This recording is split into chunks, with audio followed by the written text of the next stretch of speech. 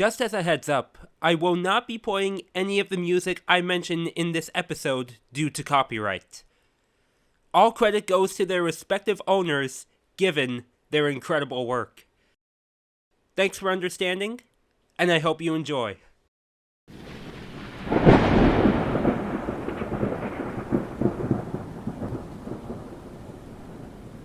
Hello, my spooky angels. It's me, Lord Nicolina, aka Misunderstood Nicolina, and welcome to the first Angel Rise Halloween episode for 2024. It did take me a bit to think about what I wanted to talk about on the podcast this Halloween season, since I feel I've pretty much talked about almost everything Halloween related. But knowing me, there was honestly no way I was letting Halloween this year pass by without any themed Angel Rise episodes. As for other Halloween-related content, there won't be too much of it this year, but I will guarantee one other video. That being a poem video related to my Halloween costume this year. That is absolutely right. It'll be the first time I've ever done so. However, that video will come out after the next episode of Angel Rise, likely the day before or on Halloween itself. That, along with the 2 Halloween Angel Rise episodes, are the only guarantees I have for right now. But who knows? I may have a few other tricks up my sleeve. Anyways, let's get right into the spookiness and see what we have in the treat bag to open up Angel Rise Halloween 2024.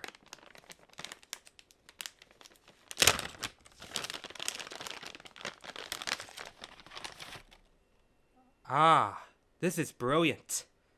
The terrifyingly beautiful tunes, played by nearly all who celebrate this magnificent holiday. I have taken the opportunity myself to play such melodies since I started handing out treats to trick-or-treaters. Even outside of Halloween, the vibe of this kind of music never ceases to amaze me. So with that in mind, and following in the footsteps of episodes 18 and 39, I will be sharing 4 of my favorite horror-themed pieces of music, filled with familiarity and a couple surprises. Deeper's Creepers, Splatoon 3. To kick things off, we've got a more recent one. It took some time for this to settle in, especially throughout this year. Like the title suggests, this tune comes from Splatoon 3, more specifically from Splatoween. It serves as the lobby theme while waiting for Splatfest battles during Splatoween itself. It has 2 variants, one for the first 24 hours, day 1, and the other for the final 24 hours, day 2. Listening to them in-game, the day 1 version felt quite a bit unsettling. It was slow-moving, yet really the only part of the song I could hear was the laughter and slow bell-like chimes. Must have been a little too quiet for my taste, I suppose, at least in-game. The day 2 version, however, was a lot more noticeable to me. The tempo of it is quite upbeat, which included a metal guitar riff. It made me feel like I was being hyped up for a legit Halloween night battle, or maybe even a costume party. Like mentioned before, this year was when I really got to grasp these tunes for myself outside of the game. It started with listening to the day 2 version, and that's when I learned of the song's title. During the late spring and summer, it was a near non-stop play song. Even when I was thinking about my favorite non-horror related topics, including my Shiver cosplay I did back in August, This would serve as background noise whenever it came up in my head. Then, between late August and early September, my curiosity for the day 1 version peaked, and decided to give it a listen to see what I missed in-game. Lo and behold, I wasn't disappointed one bit. It had the unsettling atmosphere that the Day 2 version made more hype. In retrospect, it became my preferred version of Jeepers Creepers. Also looking back, the beginning sounds like a piece from classic horror movies, more specifically, gothic horror in the style of Tim Burton, like Beetlejuice and The Nightmare Before Christmas. Regardless of which version I like though, it's one of a few horror-themed tracks from video games I genuinely enjoy. Alongside Creepy Castle from Donkey Kong 64 and the Luigi's Mansion Stadium theme from Mario Super Sluggers. And next time I listen to it in-game, it'll be this Splatoween, since it's having a rerun just a few days away at the time of this recording. So Jeepers Creepers, as one of my new favorite horror tunes, I shall embrace your every beat. God of Thunder by Kiss. Prior to April 2020, I knew next to nothing about Kiss. I only knew about their one hit, Rock and Roll All Night. However, when I got the handle of them, boy did I ever. And this track stands out to me quite a bit. Originally coming from their 1976 album Destroyer, God of Thunder has been classified as the official band theme song for member Gene Simmons, aka The Demon. Whenever performed live, Gene does his bass solo accompanied by his famous blood-spitting act. The song includes reverbed vocals, along with the following sound effects: children screaming, which were the children of album producer Bob Ezrin speaking through walkie-talkies, explosions, crowd chatter that was overdubbed, clapping, and even zippers. Those are what make this a horror-themed track for me. While in the live versions of this song, none of these sound effects are present and isn't as intimidating as the original, certain versions of it make up for it a lot.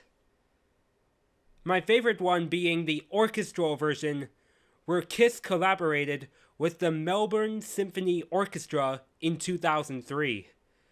Rock music combined with an orchestra, I've honestly come to love so much, dating back to when my father first shared Metallica collaborating with the San Francisco Symphony.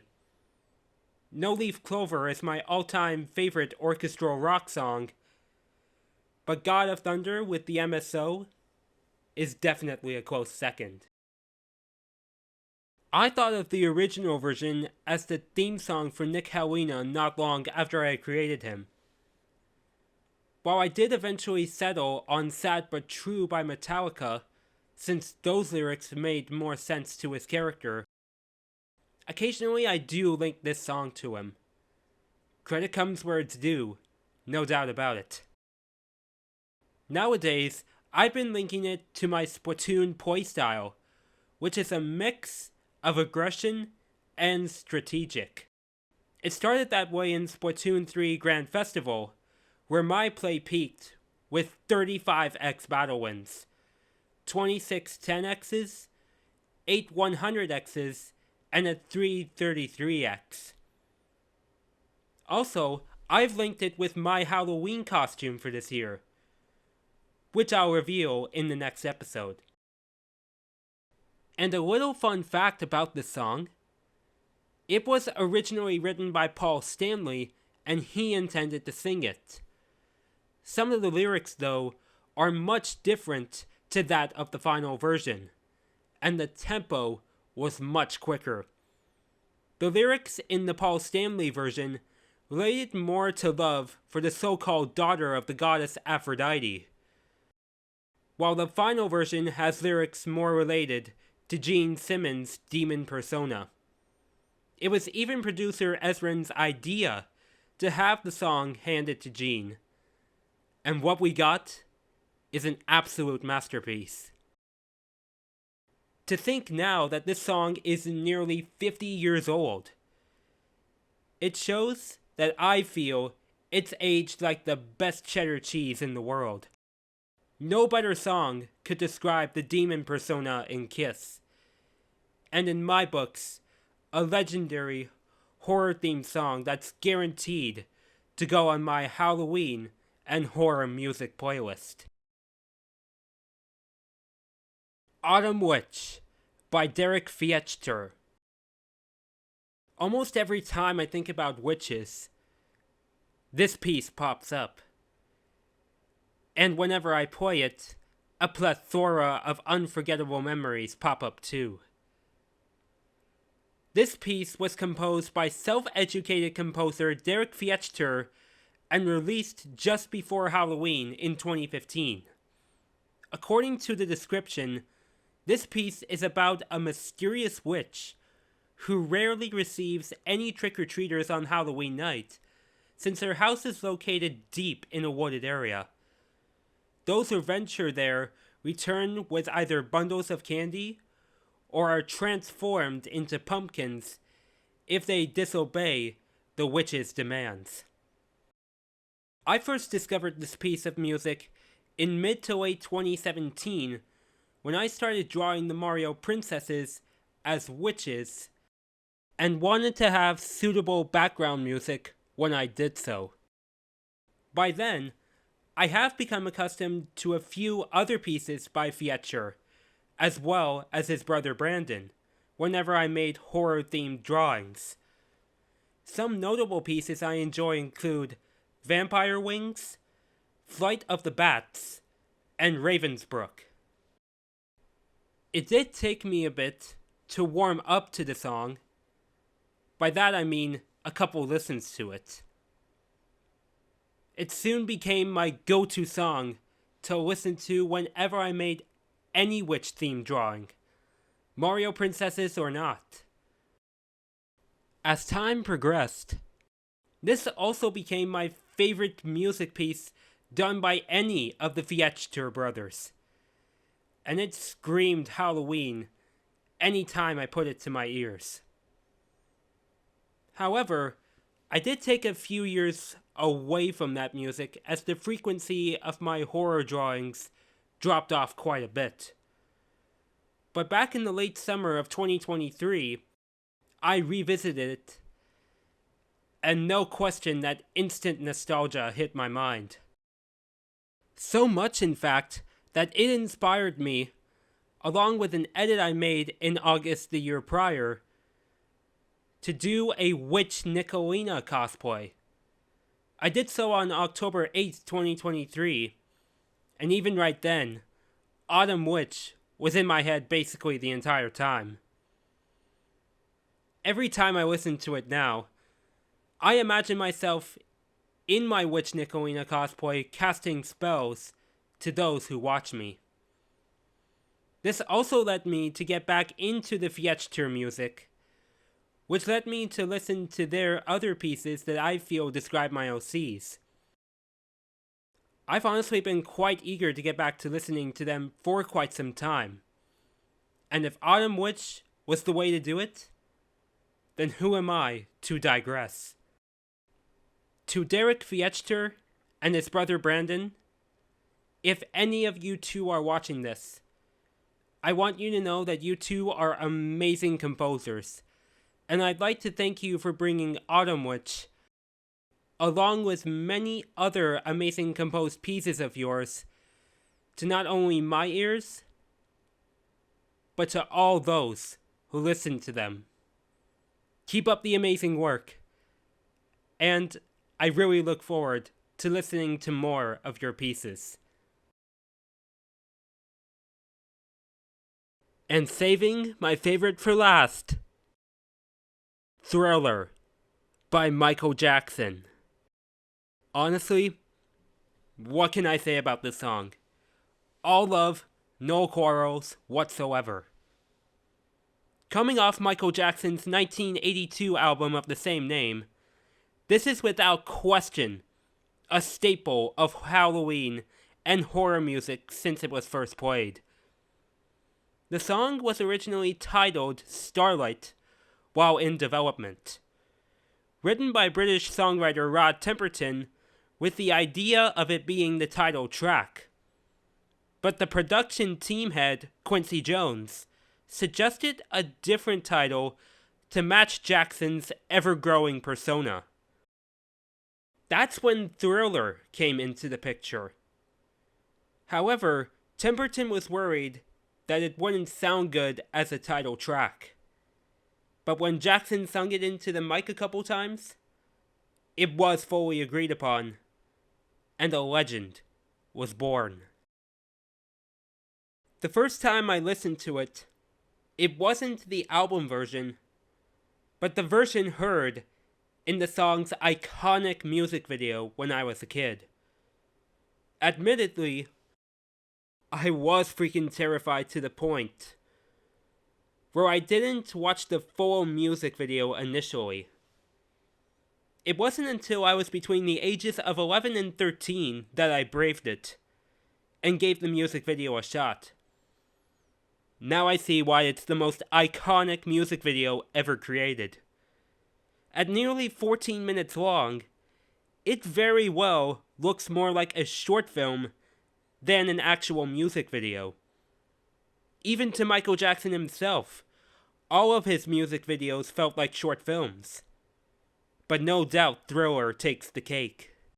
As I came to learn over time, the music video is a nod to some classic horror films, notably through the werecat transformation.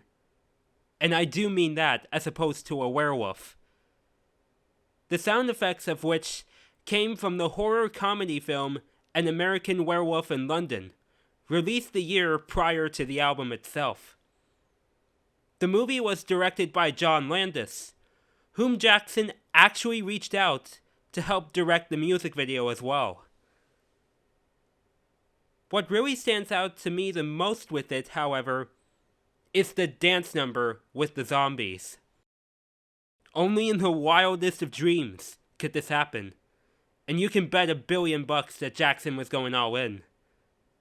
It took me a couple watches, including the replication of the dance number in Michael Jackson The Experience, a 2010 video game, that I memorized every move. That is absolutely right. To this date, this is the only song I've memorized the dance moves to.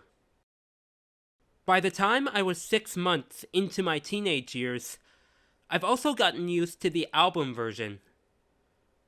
Soon I felt I could actually accompany it with the dance from the music video and perform it for my loved ones.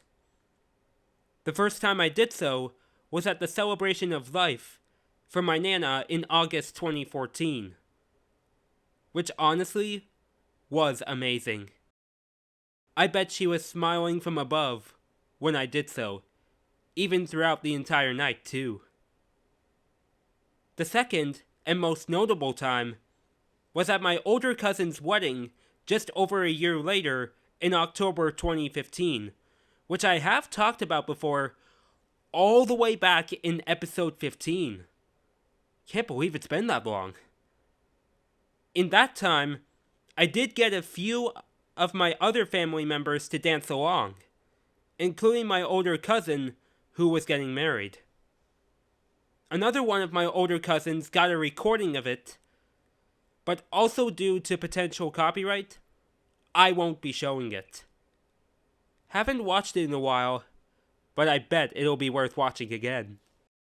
And just under 3 years later, at my older sister's wedding in August 2018, I took to dancing to it once again.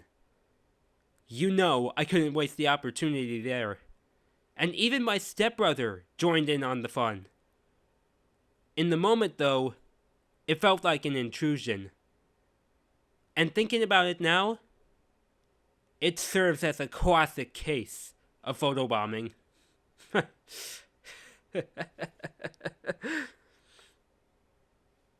Presently, I always have the sudden urge to dance whenever I hear a Thriller, but most of the time, I can only imagine myself doing so. Honestly, it's so tempting. I kid you not. And like with God of Thunder, I also link this with my Halloween costume for this year. I'm seriously thinking about doing the Thriller dance in it now, come Halloween night. My family links this song with me so much because of the notable times I have danced to it. And honestly, I can't argue with that at all.